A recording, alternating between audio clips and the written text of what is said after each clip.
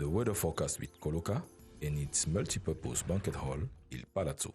Good evening, good people, and many thanks for joining us on this evening edition of the weather forecast.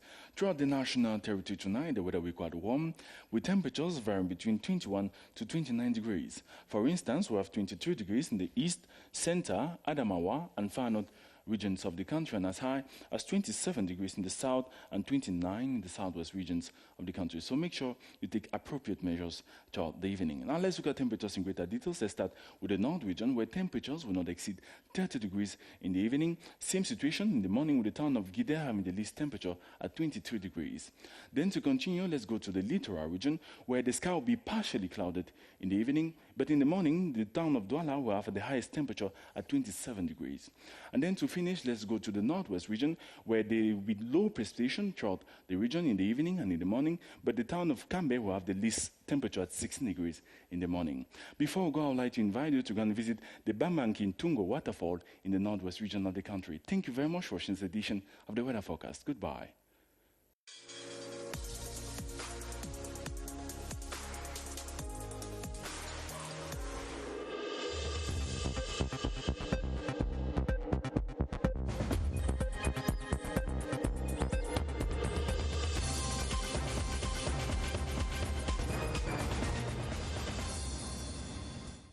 Up tonight, National Assembly elections will be held in 11 constituencies in the northwest and southwest regions as ordered by the Constitutional Council. We'll find out the implications of such a verdict. Activities ahead of this year's International Women's Day have been launched in Kribi to appeal for an end to violence and discrimination that retard women's emancipation. Catholic faithful in Cameroon, like their counterparts, have observed Ash Wednesday, which ushers in 40 days of fasting. The details right now. Thanks for watching the 7:30 news on CRTV. I am Moki Edwin Kinzaka in Yaoundé. We begin with this press release from the Director of the Cabinet at the Prime Minister's office. It reads, on the exim instructions of the Head of State, His Excellency Paul Biya, the Prime Minister, Head of Government, Chief Dr. Joseph John Gute, shall represent the President of the Republic at the launching ceremony of the construction of a bridge over the Logon River to link Cameroon and Chad. The ceremony shall take place in Bongor, in the Republic of Chad, on Thursday, 27 February 2020 at 10 a.m. Elections into National Assembly of Cameroon will be reconducted in 11 constituencies in the northwest and southwest regions following an order from the Constitutional Council. The legal body found that widespread irregularities and fraud dominated the polls. Based on the verdict, political parties that contested the election in the 11 constituencies last February will be gunning for votes again. Cynthia Saptala reports on the implications of the verdict. Tuesday's verdict from the Constitutional Council cancelled legislative elections in 11 electoral constituencies in the northwest and southwest regions for violation of Section 96 of the Electoral Code. In the northwest region, from the 4 divisions concerned, it is the Menchum North and South constituencies whose results have been annulled. Same for Momo East and West, Mezam Center, North and South, and Bui Center, West and South constituencies. In the Southwest region, it's Lebialem whose results have also been repealed. A total of 6 political parties that were contesting in these areas for parliamentary seats in the February 9th elections are affected by the verdict. The decision taken by the Constitutional Council was in favor of the 11 petitions filed by the Social Democratic Front, who argued that the creation of polling centers and not polling stations as prescribed by the Electoral Code was a violation of the law. Based on the same code in Section 135, a new election shall be held within no less than 20 days and no more than 40 days of the date of cancellation. The 6 political parties will then rerun in these constituencies for registered voters to head to the polls again. The ruling to cancel elections in 11 constituencies raises several questions on what will be happening next. Killian Dandifon has been finding out. By ruling to cancel elections in 11 constituencies in the Northwest and Southwest regions, the Constitutional Council has simply ordered for partial elections rerun. Section 135 of the Electoral Code is clear. Fresh elections are organized by the election governing body within 20 days to 40 days. The 20 to 40 days time limit falls between March 16 to April 5, but what caused the elections annulment has to be corrected to avoid a vicious cycle. People were voting in polling centers instead of polling stations, and that polling stations were taken away from the people to regroup them in polling centers, causing some of the voters to move 40 kilometers before they vote. And there was a ministerial decision of the Minister of Territorial Administration that actually limits movement. Elections Cameroon has no problem of time and of material organization of the partial polls. The territory for that purpose is reduced only for 11 constituencies, so that Elecam has no problem to do that in the time that we have to do that. Polling stations, polling booth, ballot papers, ballot boxes, all those things are there. We have only to gather them and to send them to the field, so that I feel that we have no problem. The question now is, will the ruling on legislative elections affect municipal elections in the constituencies concerned, given that they had the same problems and had petitions elsewhere? Many a politician had questioned the independence of the legal body put in place in February 2018, but its ruling against the CPDM party in power indicates that the Constitutional Council enjoys its impartiality and freedom to render true justice. Quinta Rita Edang. The 1996 Constitution of Cameroon stipulates in its Article 48 that the Constitutional Council shall ensure the regularity of elections. Furthermore, Article 132 of the Electoral Code states that the legal structure shall rule on all petitions requesting the total or partial cancellation of parliamentary and presidential elections. It is therefore within the ambit of the law that the members of the highest legal structure of the land acted by cancelling the results of the last February 9 parliamentary election in 11 constituencies in the Northwest and Southwest regions of the country, all won by the ruling CPDM. A verdict that reflects the respect of the rule of law and the independence of the judiciary in Cameroon. Moreover, the litigations tabled before the Constitutional Council by the Social Democratic Front indicate a clear violation of the electoral laws in force. The example of the delocalization of some polling stations and transforming them into a few polling centers without informing the electors. A decision which is contrary to Articles 96 and 97 of the Electoral Code, which states that Elecam shall draw up the list of polling stations specifying the areas covered. The list shall be pasted up 8 days before the election. Faced with these realities, the councillors had no option but to apply the law. It is believed that the groundbreaking decision taken by the legal structure will go a long way to ensure the application of the law for the purpose of a free, fair, and credible election geared towards enhancing democracy in Cameroon. The government of Cameroon and its partners are fine-tuning plans to reconstruct several areas of the Northwest region destroyed by the ongoing separatist crisis. The follow-up committee in charge of the region's socio-economic revival has sought the assistance of the U.S.-based partners. Winston Lepka reports from Bamenda. There has been burning and destruction of buildings here in the Northwest since the start of the socio-political crisis. Every sector of the economy has been affected, including education. The committee in charge of following up the region's socio-economic revival has requested the assistance of the U.S. city of Philadelphia.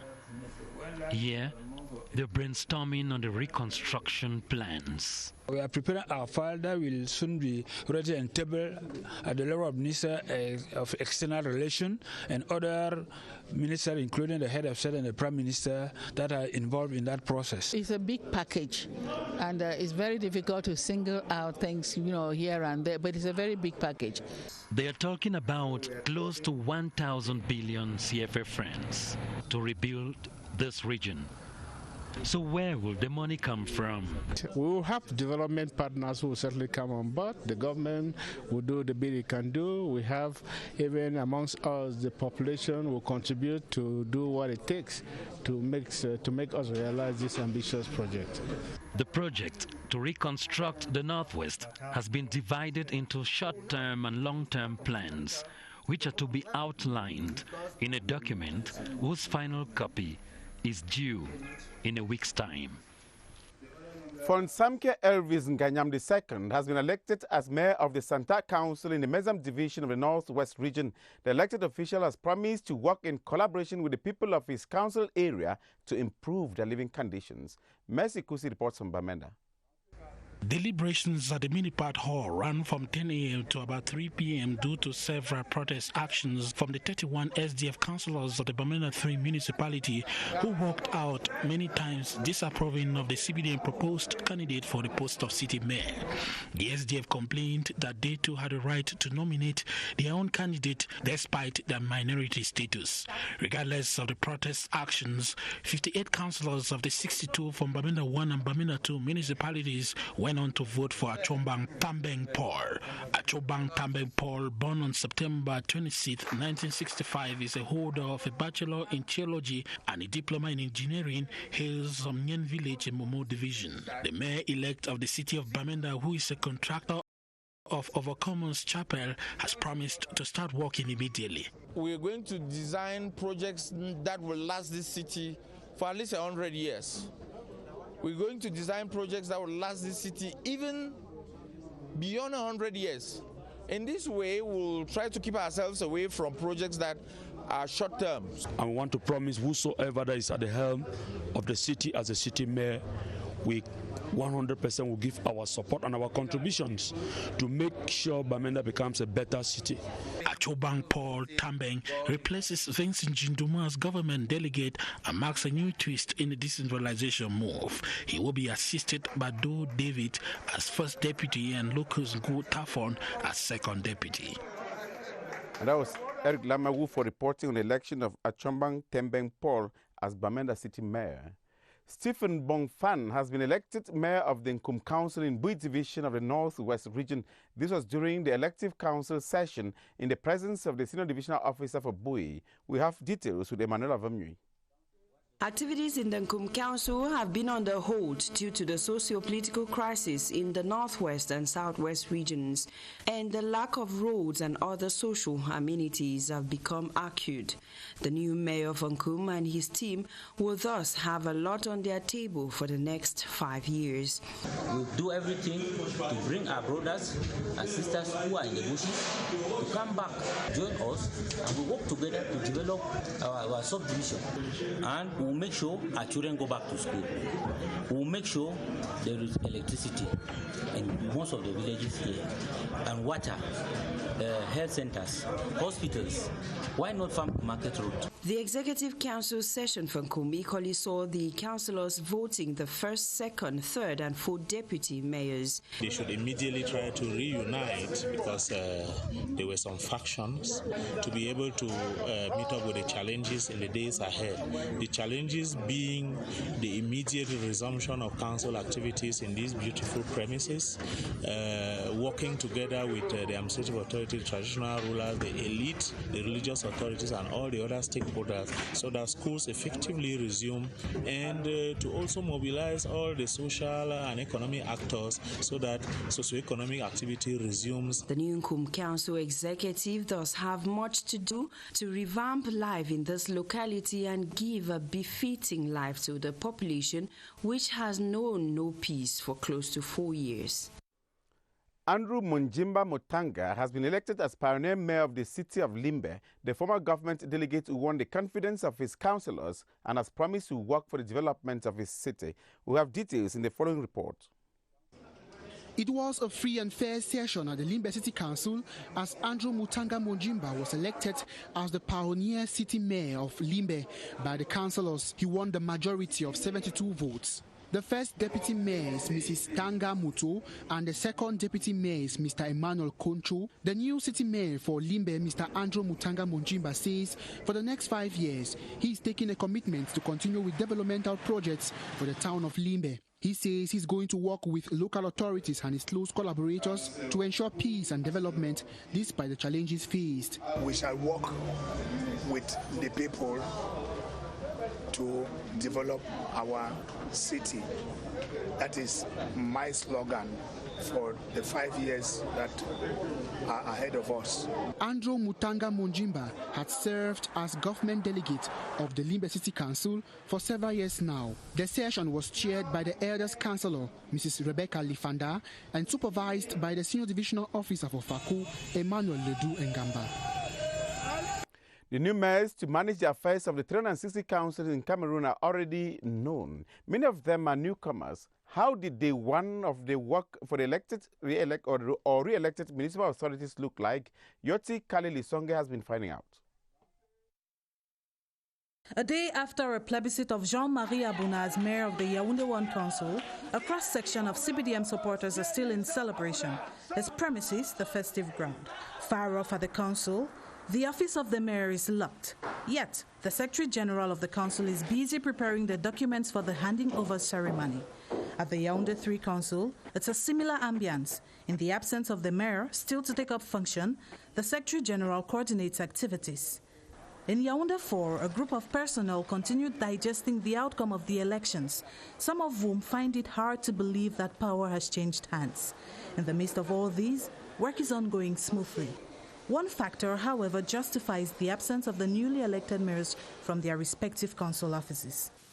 We are waiting that our administrative authority give us the okay to go and take our job. I have to make a restructuration of all the services of the council. We are waiting for the installation. The official installation. I'm still waiting to be officially installed, after which I'll meet with my municipal councillors for an action plan. I'm not in a hurry.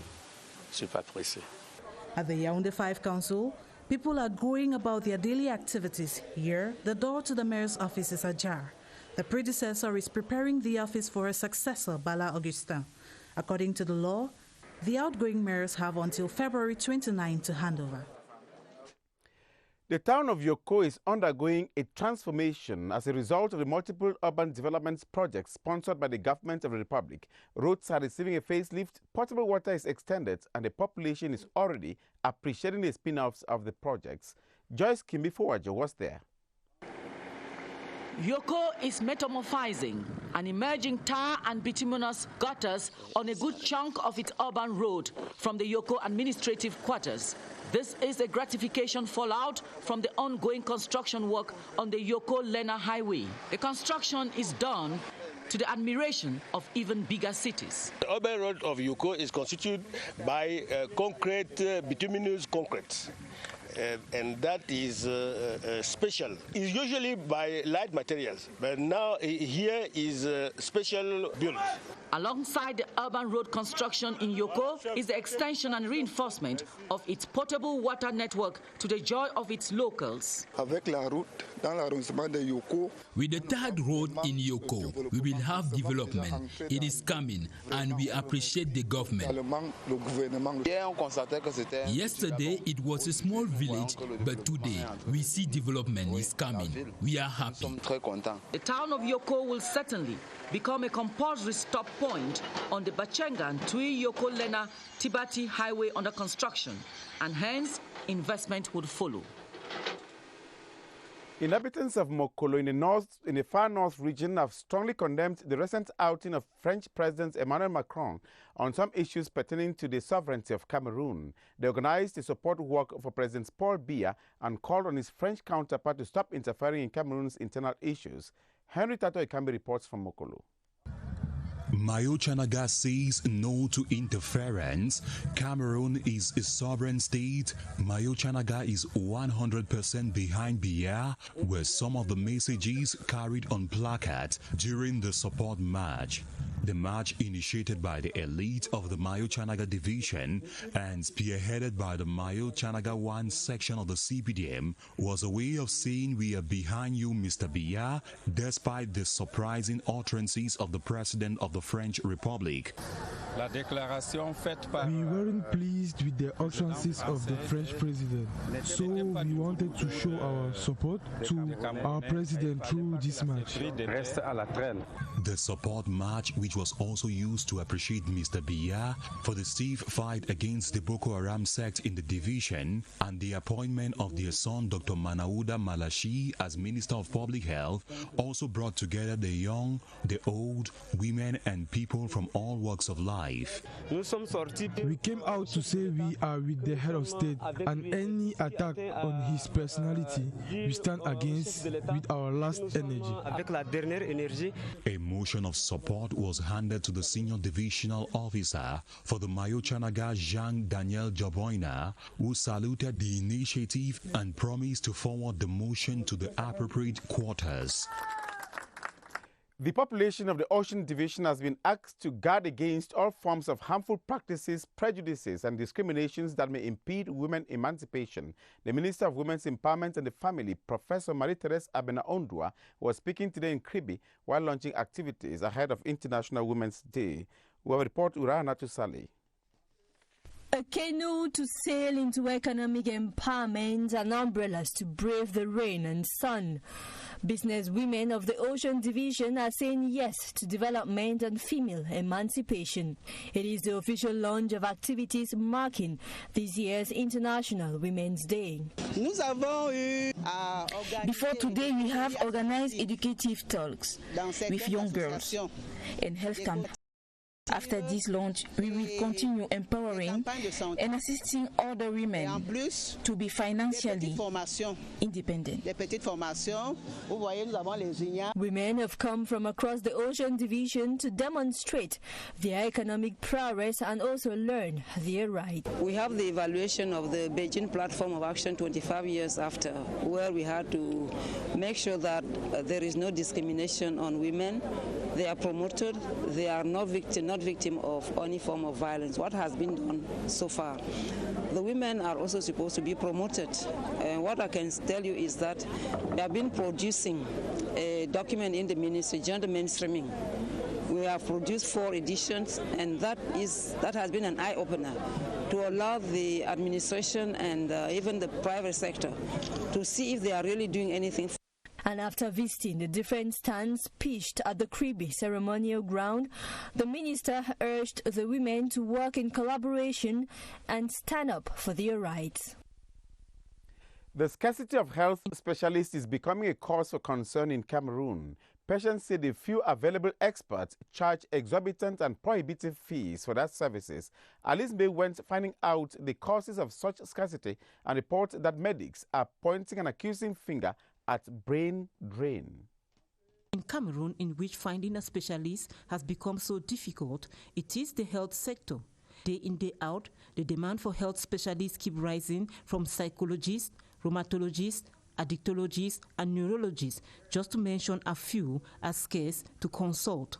The few available ones are thus expensive to access. Specialists are very expensive, and we need to pay at least 15,000 francs for consultation. They give you rendezvous to come after 3 months. With the growth in pathologies that require specialists in these domains, their acute absence is said to be a cause of concern. I had a junior sister who had diabetes. The glucose in her blood was very high, and she died because there was no specialist who could take care of her case. Take, for example, at the Yaoundé Central Hospital, only 3 cancer specialists are available to respond to the health need of about 15,000 patients. Looking at the number of doctors and reanimators in the country, there is a big gap. For example, the Yaoundé Central Hospital has only 3 compared to the number of new cases of cancer in the country that can count up to 15,000, and the Faculty of Medicine trains only 4 to 5 cancer specialists every year. This shows that there are many regions where there are no specialists in cancer. If we look at the specialists in addictology, we don't have many as compared to patients. The questions on the lips of many is why the many training schools in Cameroon with such a limited number of specialists. Actors in the sector attribute this to brain drain, and if nothing is done to let them return after training, the situation is feared will worsen. Micro projects that are well elaborated and meet standards will henceforth stand a better chance of receiving funding from Islamic Finance, a new financing system in Cameroon. This was announced during the first meeting of the steering committee of the support program to launch the microfinance through the Islamic model. Finance Minister Louis-Paul Motaze was there. Clarice Aretakan has the details. The pilot phase to develop micro-projects through Islamic funding mechanisms touched 1,500 beneficiaries in the far north, and the Damawa regions. 519 projects were grown from the 600 million CFA francs secured from the Islamic Development Bank. The reimbursement rate stands at 90%. Good governance is at the center, so that at the end of the day, the people who are participating make sure that the finality is about poverty alleviation. That's why the rural world is going to be a prime target. An encouraging sign which the state believes puts this form of financing in a strategic place to contribute in developing the private sector. The microfinance sector has been targeted, given that there is need to diversify funding methods for micro projects, which because of their nature are oftentimes exempt from traditional banking services. The aim is to give innovative and alternative sources of funding a place in the economy. This kind of financing would be a one way you're not going to lay emphasis on interest consideration as typical microfinance does, which means that basically it will be a win-win game between the people getting the money and the people who are financing. There is going to be a new legislative and regulatory framework to define the partnership, and that is going to take into consideration World Bank and IMF plus the Islamic Bank for Development consideration. Members of the steering committee therefore have the challenge of ensuring that through various structures, the support program to fund micro-projects through the Islamic model is successfully implemented nationwide. The 2,300 people of Njore in Banjok subdivision of the Upper Sanaga division will now have access to good quality water following the rehabilitation of their 36-year-old ScanWater project. The project was inaugurated by Water and Energy Minister Gaston Elundu Esomba, who called on the population to ensure that the facility is well managed. Details with Beatrice Ngom. This is rural Njore in the Upper Sanaga division. The population now drinks quality potable water running through pipes at every strategic point of the village, in front of schools and health centers, as well as in homes. The Rural Drinking Water Department of the Ministry of Water and Energy intends to see the over 2,300 inhabitants of this village stay clear of waterborne diseases, until now recurrent here.